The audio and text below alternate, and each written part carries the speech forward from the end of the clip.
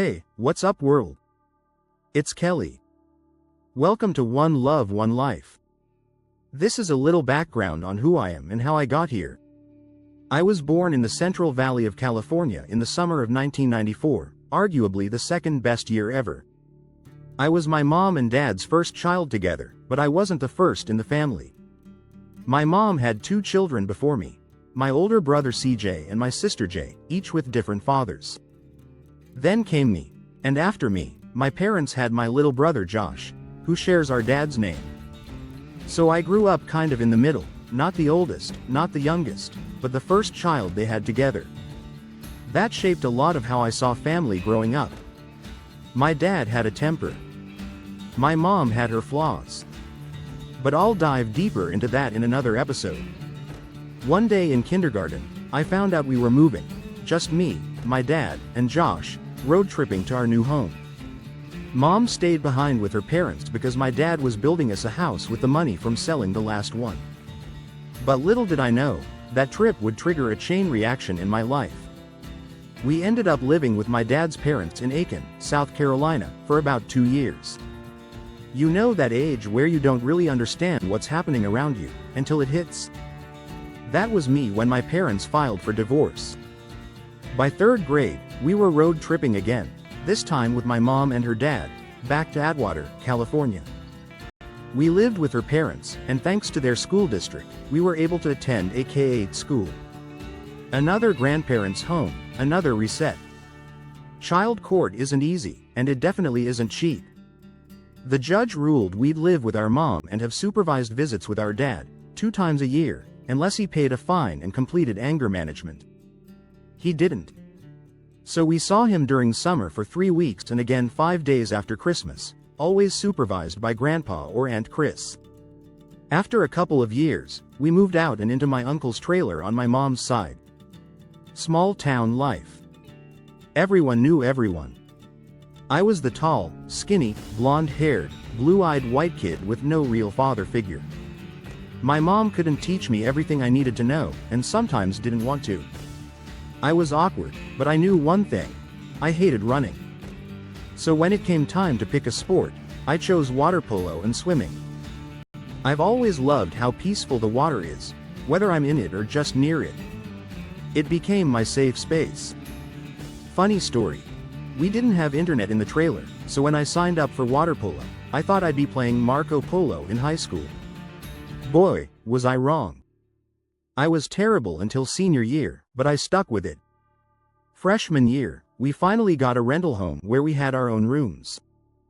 Big deal for me. I became one of the drama kids, loved analyzing movies and soundtracks. Church was around, but the Bible didn't click for me yet. Still, I always imagined world peace through God's eyes, believing there had to be good people out there, like a true family. Senior year came, and the big question hit. What are you doing after graduation? My mom laid it out straight. You're going to college or the military, but you're not staying here for free. I wanted out of town. Being the minority white boy in Merced, I wanted to see the world. So I chose the Navy, water, adventure, and something bigger than myself. Didn't think the Coast Guard was adventurous enough for me. A month after turning 18, I was off to Navy boot camp in Great Lakes, Illinois, as an undesignated airman. Undesignated means I could later choose my path, and I was aiming for the Air Wing squadrons. But God had different plans. During boot camp, I was selected to serve in Washington, D.C. for the re-inauguration of President Obama. I became a ceremonial guardsman, serving at Arlington National Cemetery and formal events. But one night during training, I slipped while painting my scabbard, fell hard, and fractured my tailbone 90 degrees inward. It was like a scene from Shallow Hal, but trust me, that pain was no joke. I spent months recovering in Bethesda, sitting on a donut pillow, but couldn't finish training. I figured they'd send me somewhere quiet. But my chief hung up the phone and said, "You're one lucky mofo. You just got orders to Hawaii." Broken tailbone and all, God had other plans. Hawaii was breathtaking, clear waters like I'd never seen before. I was assigned to AP-3 Squadron, VPU-2. I worked on aircraft, learning everything hands-on. As an undesignated airman, I got to experiment in different departments and eventually trained as an aircraft structural mechanic, AM.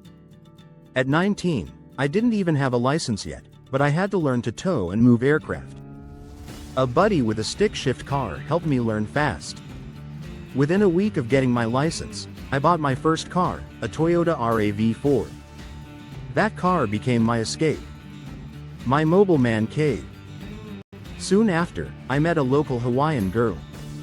We got married. In the military, that meant I could finally move out of the barracks. I was young, and I thought it was love. I wanted to be like my grandparents, forever. But again, God had different plans. The pain in my tailbone came back. Turned out it was a pilonidal cyst. Eventually, I had my tailbone completely removed.